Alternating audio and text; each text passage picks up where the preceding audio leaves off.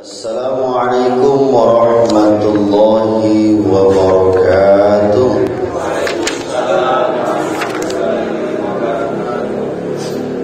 Alhamdulillah, assalatu wassalamu ala rasulillah, la hawla wa la quwwata illa billahil aliyyil azim. أشهد أن لا إله إلا الله وحده لا شريك له وأن محمدا عبده ورسوله صلى الله عليه وسلم اللهم فصل وسلم على هذا النبي الكريم وعلى آله وصحبه أجمعين. أما بعد، قال الله تعالى في القرآن الكريم: أعوذ بالله من الشيطان الرجيم، بسم الله الرحمن الرحيم. وإذا سألك عبادي عني فإني قريب أجيب دعوة الداعي إذا دعاني فليستجيبوا لي وليؤمنوا بي لعلهم يرشدون. Sadaqallahul azim. Bapak Ibu jemaah salat maghrib dan insyaallah jemaah salat isya yang dimuliakan, semoga kita yang hadir di Masjid Baitur Rahman para alawi ini bahagian dari ahli syurga Allah pada hari kiamat. Amin ya rabbal alamin. Segala puji bagi Allah Tuhan semesta alam yang telah memudahkan fisik kita dalam memenuhi panggilan azan, membuka pendengaran kita dan menanamkan hidayah ke dalam hati kita, sehingga saut menyaut panggilan azan yang kita dengar, baik di masjid, di mushola maupun di surau. Alhamdulillah, Allah mudahkan kita untuk menghampiri panggilan azan itu. Apa ganjarannya bagi kita ketika kita menghampiri panggilan azan untuk beribadah? Di dalam sebuah hadis Nabi sallallahu alaihi wasallam diriwayatkan oleh Muslim dalam kitab Fikih Masjid. Apa kata Nabi sallallahu alaihi wasallam? Man tatahhara fi buyuti, siapa yang berwudu dari rumahnya, thumma masya ila buyutin min buyutillah, kemudian dia menuju ke salah satu rumah-rumah Allah, liyaqadha fariidatan min faraidillah, dalam rangka untuk menunaikan kewajibannya kepada Allah.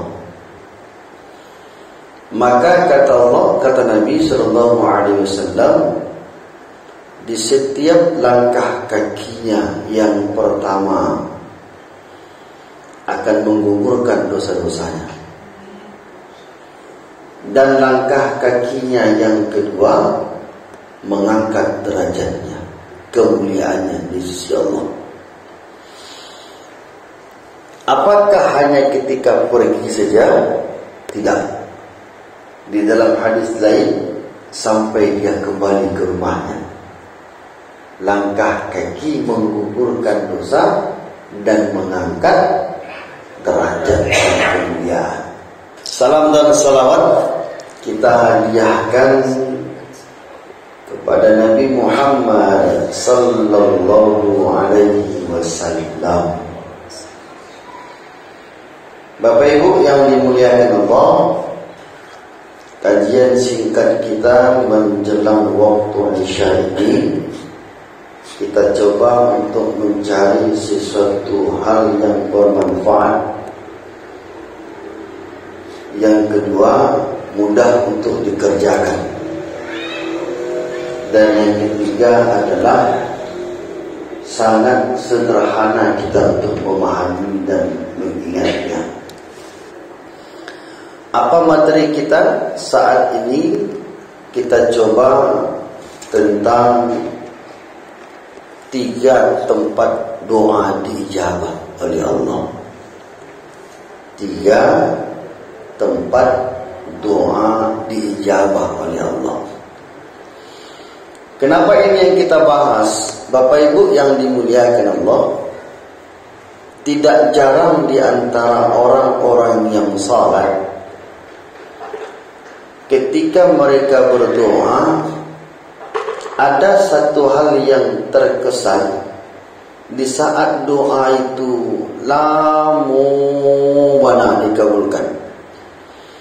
Bahkan tidak pernah dikabulkan. Sehingga dengan kondisi lama bahkan tidak pernah dikabulkan, kira-kira anan tapiki di orang dan berdoa tadi. Babai sangko atau baburuk sangko? Babai atau baburuk? Banyak nak orang nak baburuk sangko. Banyak. Termasuk lah.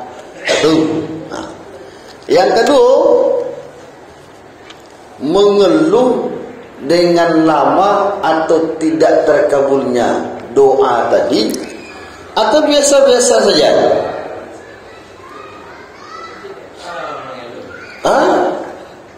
Mengeluh atau biasa-biasa saja.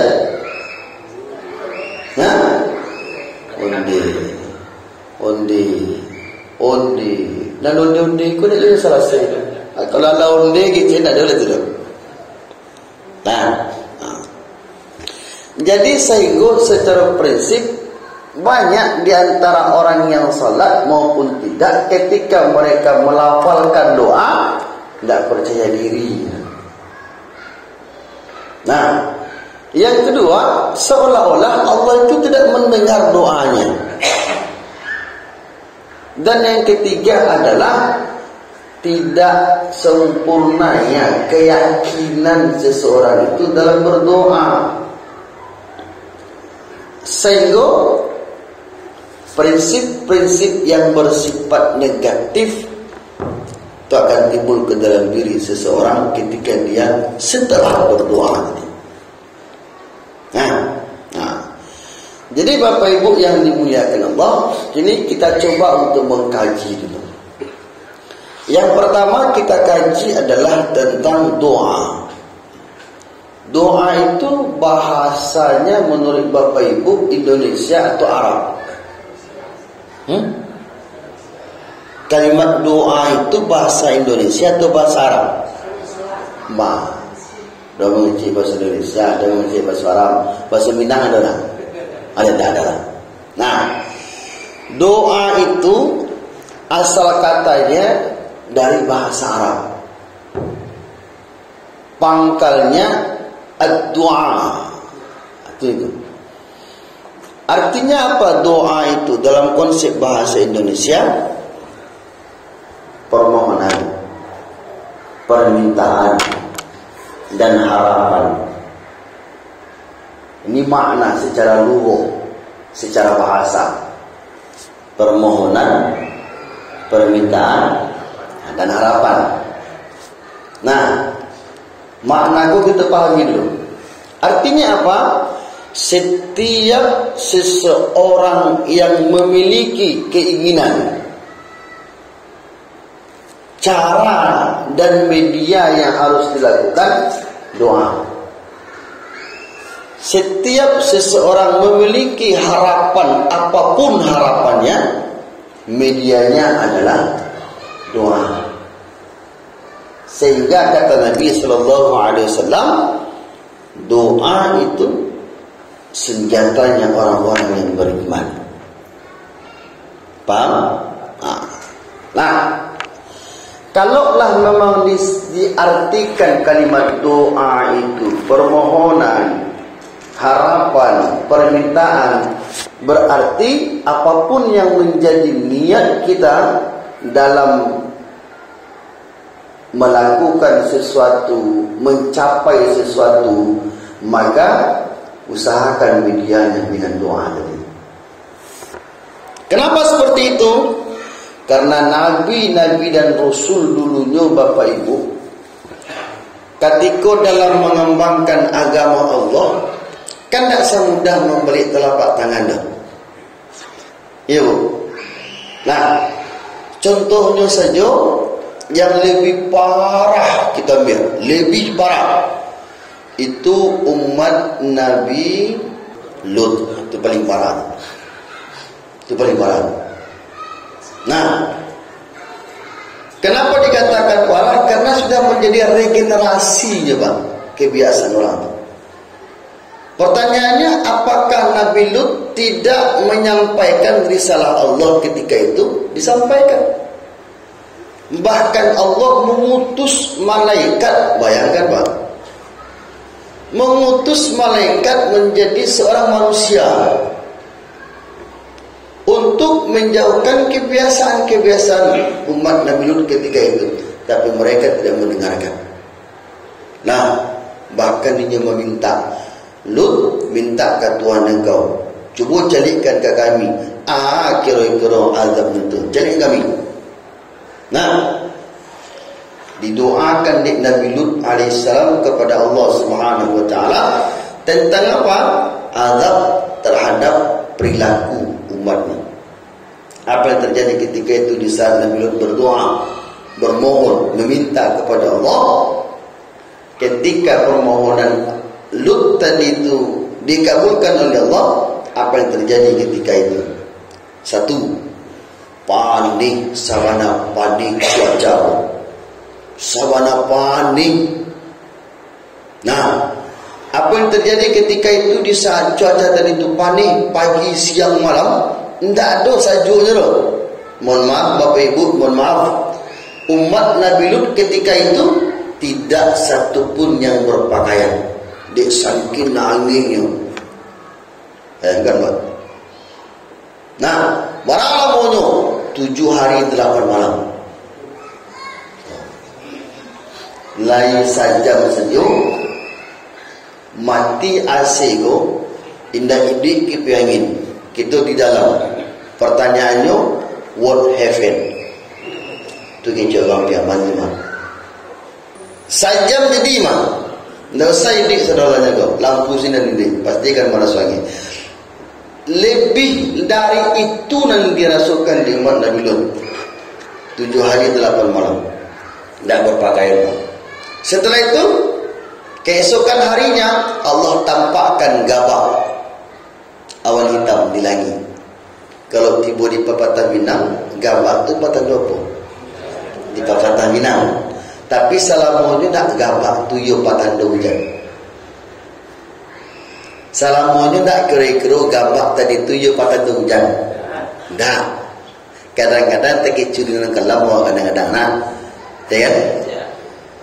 Ketika itu, apa yang terjadi? Di saat umat Nabi Lut melihat gabak tadi itu, ini berharap hujan tak turun, sehingga bagadurulah orang tu di bawah awan hitam tadi, bagaduru, bakung pulang di sini. Akhirnya apa yang terjadi ketika itu? Air nan turun tu batu nan turun. Harap tadi apa?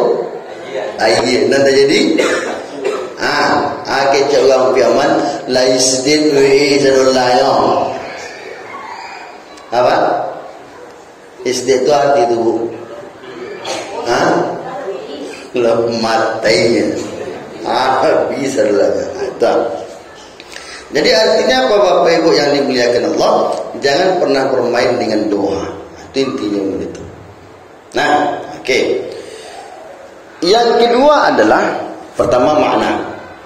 Yang kedua adalah, apa dalil dari perintah Allah di dalam Al-Quran terhadap doa itu? Kita ambil satu saja.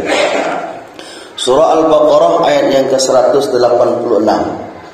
Ini dalil sekaligus ketentuan-ketentuan agar doa itu cepat dikabulkan oleh Allah. Bunyi ayatnya. Bismillahirrahmanirrahim. Wa idza sa'alaka 'ibadi 'anni fa inni qarib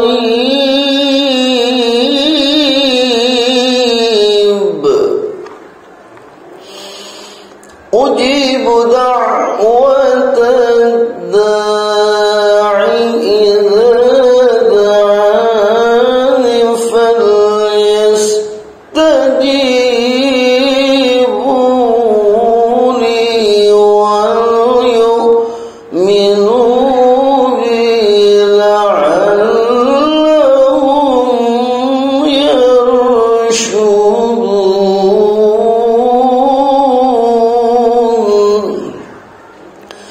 وَلْيُؤْمِنُوا بِي لَعَلَّهُمْ يَرْشُدُونَ.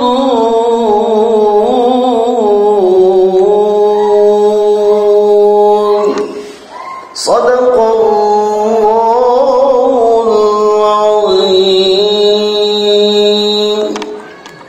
Surah apa tadi Pak? Ayat berapa? Oke, 186. Artinya apa? Dan apabila hambaku bertanya kepadamu, wahai Muhammad, maka katakan kepada mereka, fa inni qarib, sesungguhnya aku adalah dekat. Aku kabulkan permohonan orang yang berdoa apabila, garis bawahnya, aku kabulkan doa orang yang berdoa di saat ketika mereka memenuhi perintahku. Satu. Yang kedua, wal yu'minu bi, dan beriman kepadaku. Yang ketiga, la'allahum yarshudun, dan mereka mendapatkan kebenaran dari Allah. Nah, pertama prinsipnya apa tadi? Perintahku. Yang kedua prinsipnya beriman. Yang ketiga, yang rancaknya menuju jalan kebenaran. Kok syaratnya? Nah, berarti tidak semua doa seseorang itu langsung dikabulkan Allah Subhanahu wa ta'ala.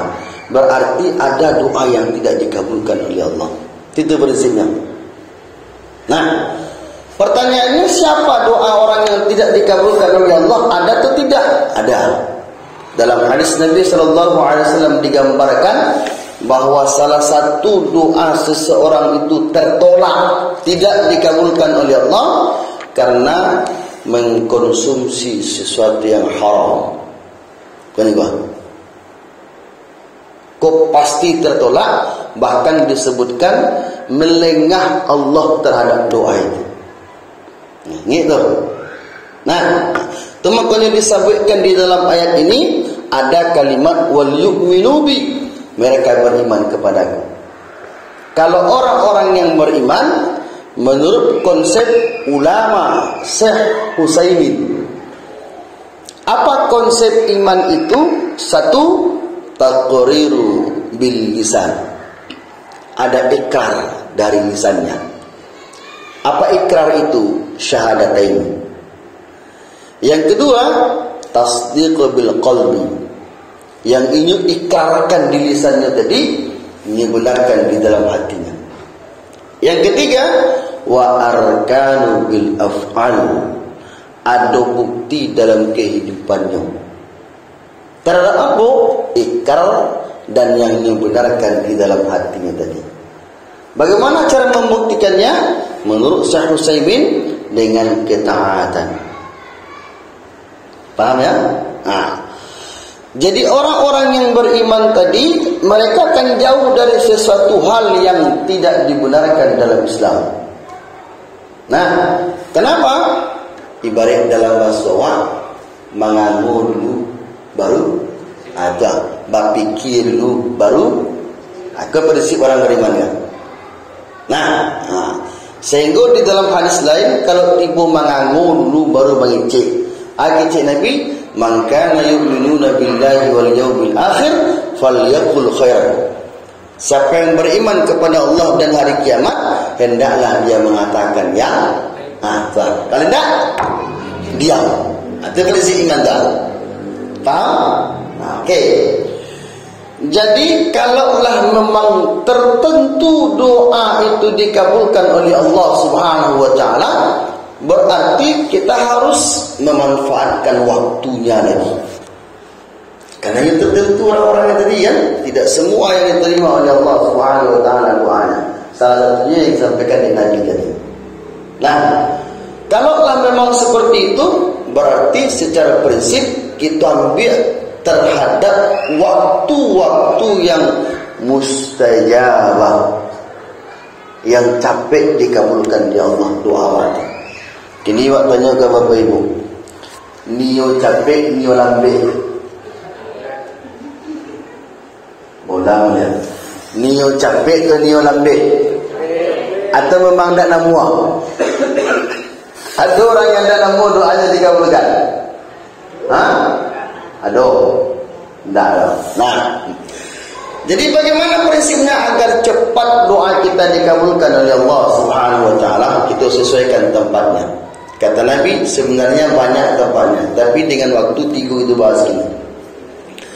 Mana yang 3 itu tempat yang cepat didengarkan oleh Allah Subhanahu wa taala dan dikabulkan doa kita? 1, setelah salat maktubah wajib.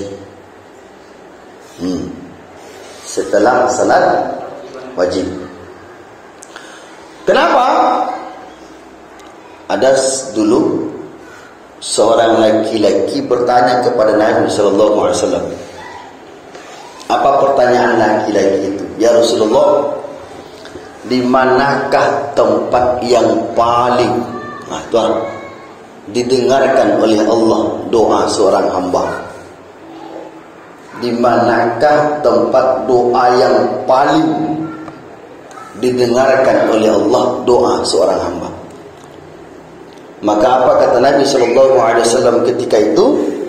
Di saat seseorang hamba tadi setelah selesai melakukan salat wajib. Artinya apa Bapak Ibu yang dimuliakan Allah? Bahawa orang-orang yang setelah melaksanakan salat wajib, berarti mereka telah melakukan kewajiban kepada Allah. Tentu ada harapan awak. Ya kan?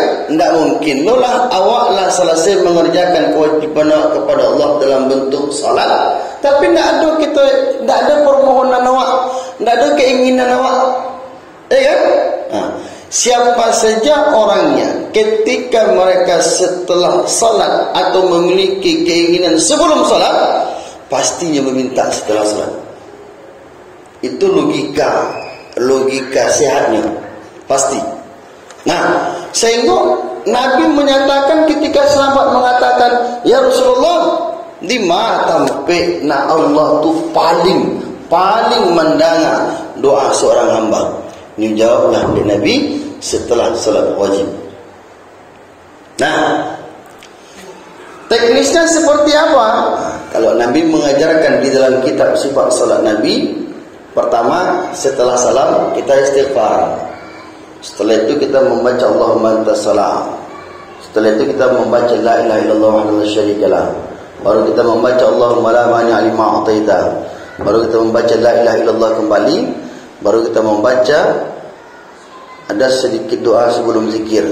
Setelah itu kita berzikir subhanallah 33 walhamdulillah Allahu akbar. Siapa yang membaca zikir subhanallah walhamdulillah Allahu akbar ditutup dengan kalimat kabira walhamdulillahi katsira, kata Nabi sallallahu alaihi wasallam dalam hadis sahih, siapa yang menutup zikirnya dengan kabira sebesar buih, bukan sebanyak buih di tengah lautan dosa yang dia lakukan, Allah akan gugurkan dosa-dosa itu.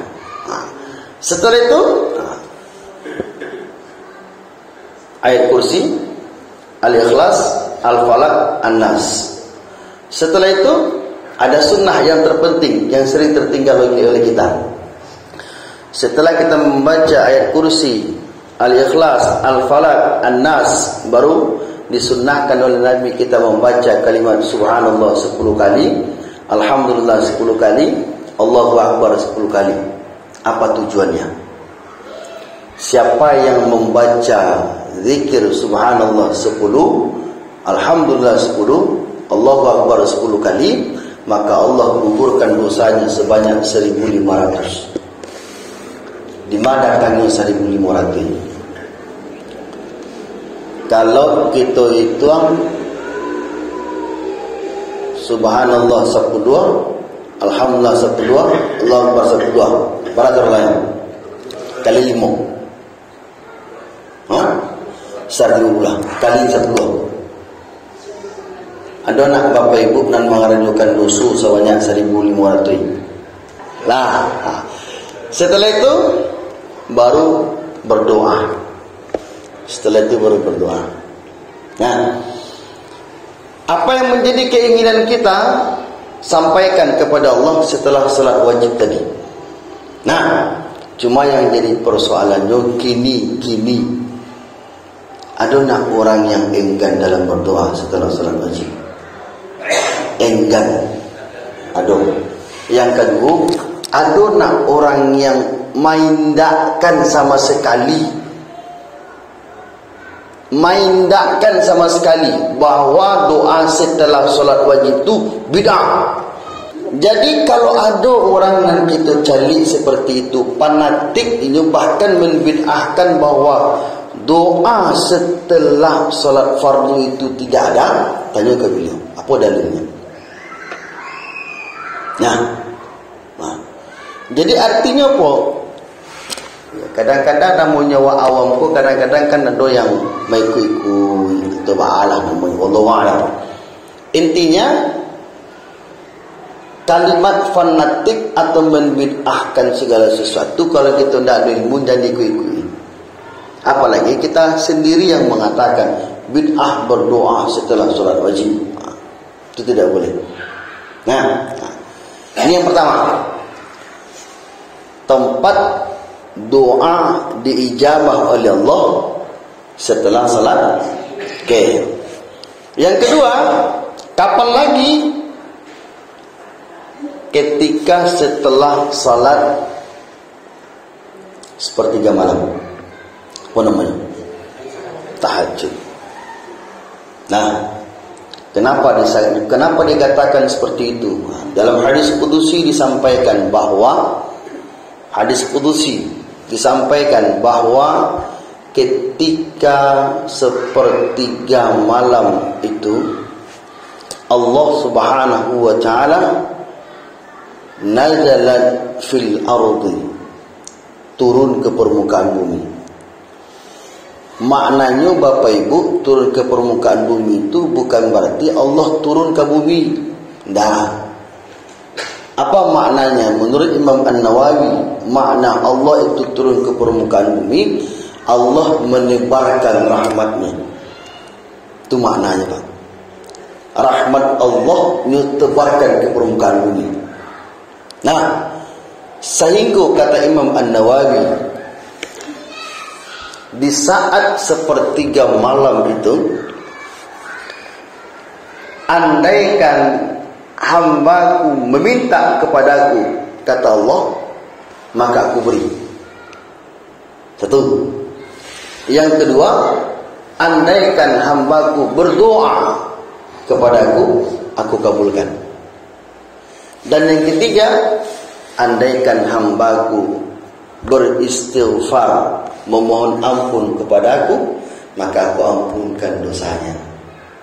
Akhirnya, maknanya Allah turun ke permukaan bumi.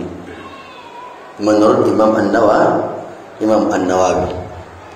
Nah, jadi itu makanya Bapak Ibu yang dimuliakan Allah, banyak orang-orang ketika di malam sepertiga itu menangis ketika berdoa memintanya. Kenapa? Karena harapannya besar di saat itu. Nih kan? Coba bedakan. Awak berdoa setelah salat sunnah, contoh sunnah, di luar tahajud. Sudah itu kita bandingkan dengan kita berdoa di setelah salat tahajud. Mana yang lebih khusyuk kira-kira kita berdoa? Yang lebih khusyuk namanya? Tuhan. Bahkan kemudian itu, pertama, awak fokus dengan doa. Yang kedua, ilmu Imam An-Nawawi itu kita harus tahu. Harus tahu awak ilmu Imam An-Nawawi itu. Ketika beliau mengatakan bahawa siapa yang meminta kepadaku, kata Allah, dalam menafsirkan Allah turun ke permukaan bumi, aku beri. Siapa yang berdoa, aku kabulkan. Dan siapa yang beristighfar, maka aku ampuni dosanya. Makna itu. Jadi sehingga ada ilmu dia kan dalam melaksanakan di sepertiga malam tadi kita berdoa, ada harapan awak bahwa doa itu dikabulkan. Nah, pasti atau tidak, banyak orang yang lah merasakan itu. Bukan berarti di tempat-tempat dan di waktu yang lain Allah tidak mengabulkan, kabarnya seperti itu. Tapi konsepnya, tempat Allah cepat mengabulkan doa seseorang. Kan itu konsep kita. Maka manfaatkan doa ketika sepertiga malam. Paham? Pertanyaannya, setelah berdoa itu apa sebaiknya yang dilakukan Ustaz sampai menjelang waktu fajar azan dikumandangkan? Nah, kalau berdoa dah selesai bang. Apa sebaiknya yang kita lakukan setelah berdoa sampai azan subuh dikumandangkan? Nah, cik lain, perbanyak beristighfar ketika itu. Nah, wa hum yastaghfiruna bil ashar. Mereka beristighfar kepada Allah pada waktu sahur. Waktu sahur berarti kan sebelum azan dikumandangkan. Perbanyak beristighfar ketika itu. Nah, kenapa? Ada jaminan dari Allah Subhanahu wa taala, siapa yang beristighfar maka aku akan ampuni dosanya. Paham apa Ibu? Baru dua. Dan terakhir, ketiga, kapan Allah Subhanahu wa taala mengabulkan doa seseorang? Antara adzan dan iqamah. Apa kata Nabi sallallahu alaihi wasallam? La yuraddu du'a bainal adzan wal iqamah. Tidak tertolak, itu bahasa Nabi. La yuraddu du'a, tidak tertolak doa seseorang bainal adzan wal iqamah, di antara adzan dan iqamah. Apa maksud itu Ustaz? Ketika orang azan, kita kan disunnahkan menjawab azan. Nah, apa kata Nabi dalam hadis sahih? Ketika azan, muadzin memandangkan Allahu Akbar, Allahu Akbar, maka ucapkanlah seperti apa yang dia ucapkan. Ketika muadzin mengucapkan hayya 'alas shalah, hayya 'alal falah, maka ucapkanlah kalimat la haula wala quwwata illa billah. Kalau as-salatu khairum minan naum, jawabannya enggak sadaqta wa barakta. Ucapkan seperti apa yang dia ucapkan. As-salatu khairum minan naum. Nah, setelah muadzin mengumandangkan azan, kita kan berdoa setelah itu. Allahumma rabb hadhihi da'wah. Baru salat sunat rawatib. Setelah salat sunat rawatib, menunggu iqamah. Aku juga. Nah, usahakan awak berdoa ketika itu, bang. Faham? Ustaz, kami tak ambil kadang Ustaz indak rawatib kami boleh berdoa langsung Ustaz. Boleh. Faham? Nah, doa sampai iqamah dikumandangkan. Kalau andaikan kita punya hajat, punya harapan, punya keinginan, bisa jadi di seketika itu Allah kabulkan doa kita. Pertanyaannya, mana banyak orang berdoa di antara azan dan iqamah pada orang nan mau. Mana banyak orang berdoa pada mana banyak? Dan berdoa juga. Namun tak, mana banyak berdoa tak? Tidak di siku na banyak juga. Ditampil lah. Di siku ku yakin lah. Kalau di tadi ada je Ustaz. Kalau di kumpulan banyak je dia. Lah, intinya Bapak Ibu kita manfaatkan. Intinya itu. Okey? Okey, kita simpulkan kajian kita saat ini judulnya apa tadi? 3 tempat doa dikabulkan. Okey. Dalilnya apa? Ayat berapa? Okey. Di mana tempatnya? 1. Okey. Yang kedua? Yang ketiga? Antara azan dan iqamah. Sederhana kajian apa? Sederhana? Okey. Mudah tak diamalkan kira-kira? Agak barik ternyata. InsyaAllah. Okey. Mudah-mudahan Allah berikan jalan bagi kita menuju hidayahnya. Amin. Subhanakallahumma wa bihamdika asyhadu an la ilaha illa anta astaghfiruka wa atubu ilaik. Walhamdulillahirabbil alamin. Assalamualaikum warahmatullahi wabarakatuh.